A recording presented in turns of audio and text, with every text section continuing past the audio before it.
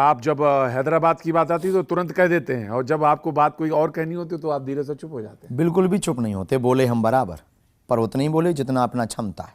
ये इंटरव्यू देखेंगे तो आपको भी बहुत अच्छा लगेगा, क्योंकि इसे सुनने के बाद नालायक गालीबाज अंधभक्तों को भी ये पता चलेगा कि हर बार किसी को गाली देना ही जरूरी नहीं है, क्योंकि हर कोई आपके बाप से छोटा भी नहीं है, कोई आपके बाप का भी बाप है।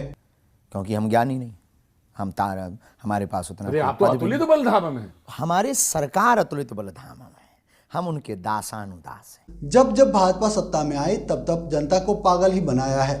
हाँ, पहले जनता जल्दी उब जाती थी, परंतु इस बार धर्मांधता का डोज कट्टरता के लवादे में परोसा गया, जिसका खामियाजा है कि इस बार पागलपन में अच्छी खासी वृद्धि देखी जा रही है। और इस बार तो उस पागलपन को एक नया नाम भी मिल गया है, मोदी भक्त। दरअसल मोदी भक्त भी पागल ही है। आजादी के 75 साल बाद भारत के भाग्य का उदय होने जा रहा है। नमस्कार। आजकल अयोध्या में श्री राम लला की प्राण प्रतिष्ठा चर्चा में है, और इस सब के बीच सबसे ज़्यादा चर्चा में दो और चीज़ है।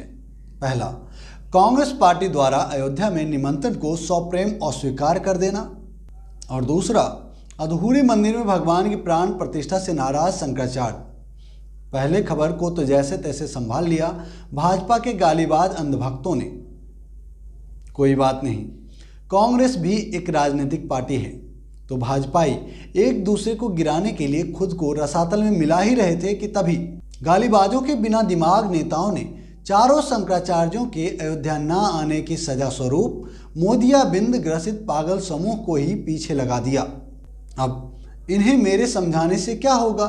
इनके आका कभी इन्हें आग लगाने के सिवा कुछ अच्छा सिखा पाएंगे? इसका भरम मुझे ऐसे भी नहीं है। यूट्यूब वीडियो को स्क्रॉल करते हुए मेरी आंखें चार हो गई बाबा बागेश्वर धाम वाले धीरेन्द्र शास्त्री से। उनके कुछ शब्द सुने तो लगे कि अंधभक्तों को कुछ सिखा जाएगा, इसलिए नए नवेले चमत्कारी बाबा का वीडियो साझा कर रहा हूं। आशा करता हूं कि आप लोग इसे अंधभक्तों तक पहुंचाने में मेरी मदद जरूर करेंगे, तो शेयर जरूर कीजिएगा। अब देखिए वीडियो। स्वामी निश्चलानंद जी ने कहा कि सब काम मोदी जी करेंगे, तो क्या शंकराचार्य जी जाके वहाँ ताली बजाएंगे? वो हमारे धर्म के प्रधानमंत्री हैं, पुरी वाले निश्चलानंद, बहुत ज्ञानी, बहुत अद्भुत। हम जगतगुरु तुलसी पीठाधीशो धर्म चक्रवर्ती पद्म विभूषण गुरुदेव भगवान के बाद न्यायपूर्ण तरीके से कोई हमसे पूछे तो पुरी वाले शंकराचार्य जी का नाम बहुत आता है। सिद्धांतिक बात, शास्त्रोक्त बात, न्याय के भी ज्ञाता है, न्याय के भी ज्ञाता है। हाँ। तो वो अद्भुत है। तो वो उनके विचारों पर हम कुछ कह नहीं सकते, उनके मत, उनके विचार किस बात। आप जब हैदराबाद की बात आती है तो तुरंत कह देते हैं, और जब आपको बात कोई और कहनी होती है तो आप धीरे से चुप हो जाते हैं। बिल्कुल भी चुप नहीं होते, बोले हम बराबर, पर उतना ही बोले जितना अपना क्षमता है। क्योंकि हम ज्ञानी नहीं, हम तारा, हमारे पास उतना। अरे आप तो अतुलित बलधाम में, हमारे सरकार अतुलित बलधाम में, हम उनके दासानुदास हैं। दोस्तों, मैं छतरपुर वाले बाबा धीरेन्द्र कृष्ण शास्त्री का भक्त नहीं हूँ, परंतु जिज्ञासा बस अलग अलग लोगों, साधु, सन्यासियों को सुनता रहता हूँ, चाहे वो किसी भी धर्म संप्रदाय के क्यों ना हो। इसी क्रम में 2 दिन पहले धीरेन्द्र शास्त्री जी का एक इंटरव्यू दिखा। इस दौरान उनसे हिंदू धर्म के चारों शंकराचार्य जी के अयोध्या न आने के बारे में सवाल पूछा गया, तो उन्होंने ये जवाब दिया। मैं हैरान रह गया।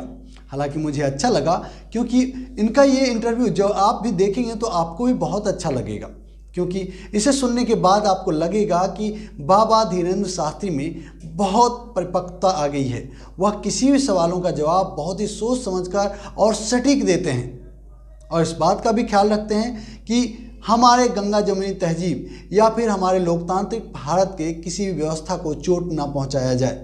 इसलिए जब आप इनका ये इंटरव्यू देखेंगे तो आपको भी बहुत अच्छा लगेगा, क्योंकि इसे सुनने के बाद नालायक गालीबाज अंधभक्तों को भी ये पता चलेगा कि हर बार किसी को गाली देना ही जरूरी नहीं है, क्योंकि हर कोई आपके बाप से छोटा भी नहीं है, कोई आपके बाप का भी बाप है। तो अंधभक्तों, शंकराचार्य जी भी तुम्हारे आका के टुकड़े पर पलने वाले कुकुरमुत्ते नहीं होते।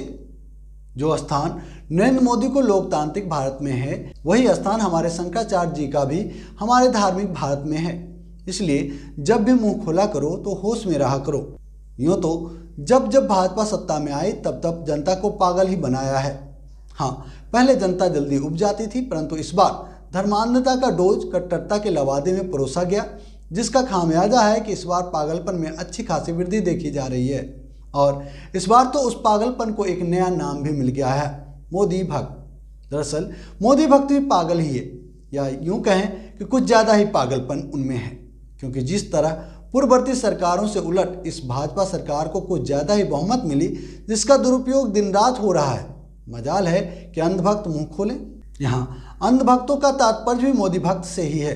मोदी प्रचंड बहुमत से संविधान को अपने अनुसार बदल रहे हैं, बिना किसी चर्चा के संसद में नए नए कानून बन रहे हैं और किसी को कुछ नहीं बोलना। अगर किसी विपक्षी नेता ने बोला तो उसकी आवाज़ दबाने के लिए सत्ताधारी पार्टी की अलायंस, ईडी, आईटी, सीबीआई जैसे कहने को संवैधानिक संस्थान भी हैं जो अहम भूमिका निभा रही है। ये अंधभक्त हैं आदरणीय मोदी जी के, जिन्हें समय समय पर पता चलता रहता है कि मोदी सरकार में कोई घोटाला नहीं हो रहा, जबकि वर्तमान सरकार में किसी भी प्रकार की जांच या ऑडिट नाम की पुरानी कांग्रेसी फालतू चीज़ें नहीं होती। तो ऐसे में अगर ये लोग हमारे हिंदू धर्म के चारों पीठाधीश्वर शंकराचार्य जी को दिन रात गाली दे, उन्हें मोदी विरोधी बता दे या हिंदू विरोधी बता दे, तो इसमें मोदी भक्तों की क्या गलती? उन्हें तो मोदी में ही भगवान नजर आता है, चाहे मोदी उनके भगवान का इस्तेमाल अपने राजनीतिक टूल की तरह ही क्यों ना करे। सोचिए, वाराणसी के एक ज्योतिषाचार्य को पूछा नहीं गया, बताया गया कि जनवरी 2024 में श्री राम मंदिर की प्राण प्रतिष्ठा करनी है, कोई शुभ तिथि बताएं। ऐसे में उन्हें जो सबसे अच्छी तिथि लगी उन्होंने बता दी। ऐसे में शंकराचार्य को गुस्सा क्यों होना? इनका इन सब से क्या लेना देना? तभी तो बीजेपी आईटी सेल, भाजपा कार्यकर्ताओं ने उन्हें निशाने पर ले रखा है। और तो चारों शंकराचार्यों के पीछे मजबूत सरकार अपनी पालतू मीडिया को भी लगा रखी है, जो पूरी तरीके से हमलावर मोड में है।